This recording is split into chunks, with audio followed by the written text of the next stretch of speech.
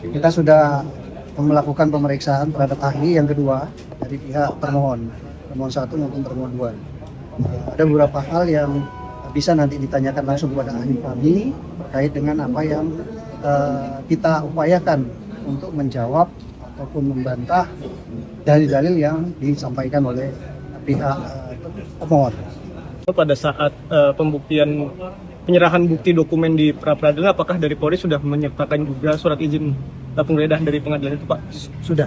Surat izin pengadilan sudah ada. Ada 2 penetapan pengadilan, baik dari Jakarta Selatan maupun dari Cibinong, Pengadilan Negeri Cibinong. Dan itu sudah kami serahkan kepada hakim.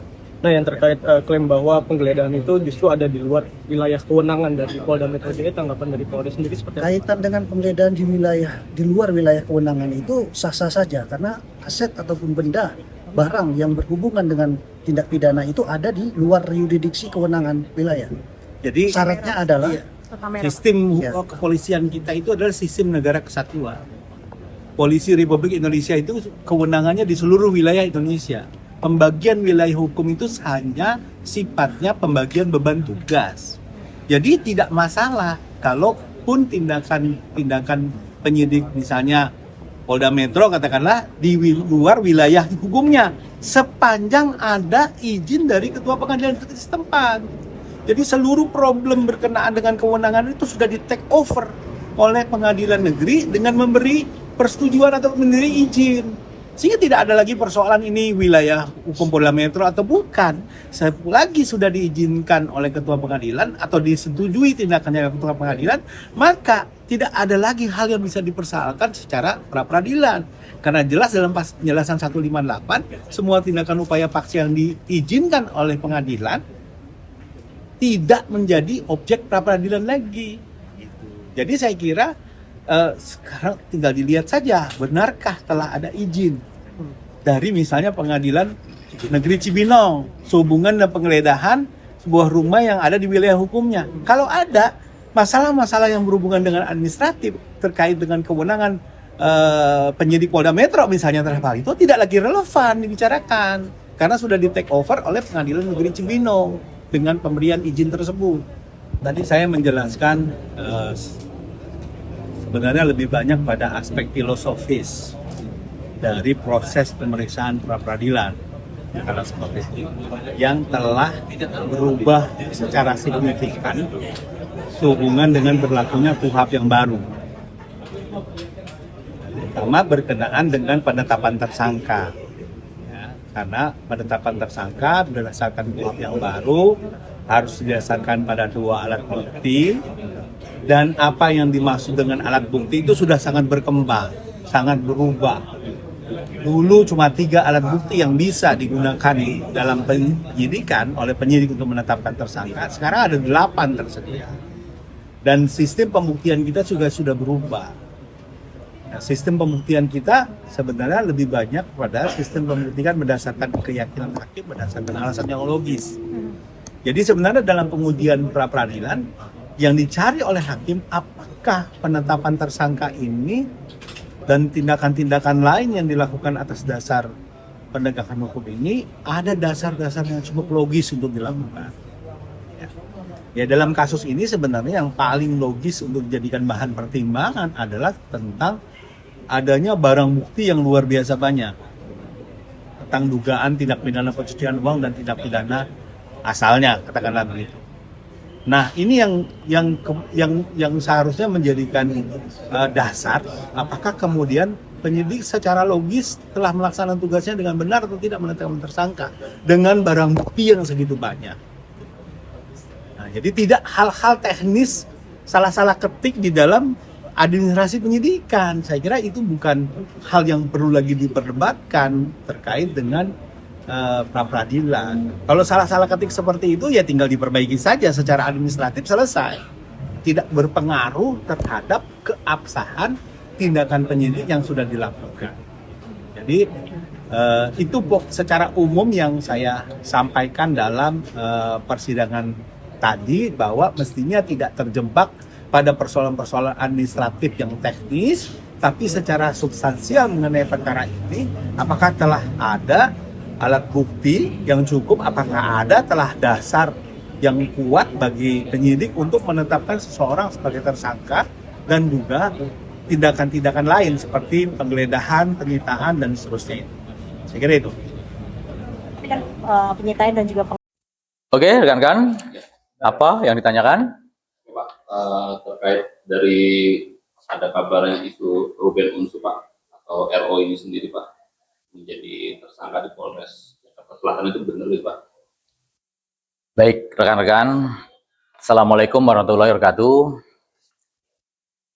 Saya sampaikan pada rekan-rekan sekalian bahwa benar Polres Metro Jakarta Selatan, Satreskrim, saat ini sedang menangani perkara dugaan tindak pidana penipuan dan atau penggelapan. Berdasarkan laporan polisi nomor 310 8 Romawi 2025 SPKT Polres Jakarta Selatan tanggalnya 22 Agustus 2025. Terkait dengan penipuan dan atau penggelapan tersebut, pelapornya adalah inisial P, yang menjadi korban adalah inisial DM, sementara sebagai terlapor adalah inisial RSO. Terkait perkara tersebut,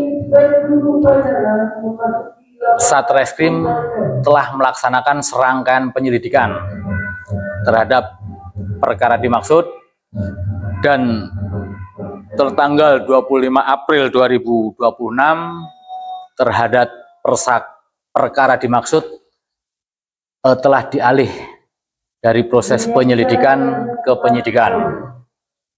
Kemudian pada tahap penyidikan, penyidik telah melakukan pemeriksaan terhadap beberapa saksi, yaitu lebih dari 6 saksi, termasuk saksi ahli. Kemudian pada beberapa hari lalu telah dilakukan gelar perkara, yang dari gelar perkara peserta gelar sepakat terhadap terlapor saudara RSO statusnya dialihkan sebagai tersangka. Kemudian dibuatkan surat penetapan sebagai tersangka. Mungkin itu rekan-rekan. laporan kerugian mungkin berapa Pak? Jadi laporan kerugiannya itu bagian dari materi penyidikan rekan-rekan. Nanti pada akhirnya kami akan sampaikan. RSO sendiri sudah diperiksa atau gimana? RSO untuk kemarin kan baru kita tetapkan sebagai tersangka, tentunya akan kita agendakan untuk kami panggil sebagai statusnya yaitu tersangka. Kapan Pak? Kemungkinan minggu depan kita agendakan pemeriksaan. Pak, itu kronologi dugaan penipuannya seperti apa sih Pak? Jadi sekilas saya sampaikan kronologisnya bahwa si terlapor ini mempunyai usaha, kemudian menawarkan kepada si korban untuk menginvestasikan dananya. Kemudian si korban tertarik untuk melaksanakan kesepakatan antara korban dan si terlapor. Kemudian dibuatkan kesepakatan dengan pihak korban menyerahkan sejumlah modal, kemudian dengan perjanjian keuntungan yang dijanjikan. Tiba waktu kesepakatan, ternyata si keuntungan belum didapatkan dan modal pun juga belum dikembalikan. Terkait itu, makanya si korban melaporkan kejadian ini ke Polres Jakarta Selatan. Bapak izin, ini katanya ada 2 laporan Pak ya, yang satu nominalnya 1 miliar, yang satu 3,5 miliar. Yang saya pegang 1 laporan ini. 1 laporan yang nilainya? Nanti ini bagian dari materi penyidikan ya. Nanti pada akhirnya rekan-rekan akan disampaikan. Mungkin bisnis yang diiming-imingin RSO ke si korban sendiri harus. Yang diiming kan jelas ada kesepakatan. Bisnisnya mungkin Nanti ada Di bidang makanan. Ya. jadi di bidang jual beli produk. Ya, Jual beli beredar. ya. Dan ini bagian dari materi penyidikan ya rekan-rekan ya. Nanti pada akhirnya akan kita sampaikan. RSO ini betul Ruben Onsu, Pak? Kira-kira demikian. Oke, terima kasih. Selamat sore. Sudah melayangkan juga surat penyebaran ke imigrasi dan ada. Oh, belum sampai sejauh itu.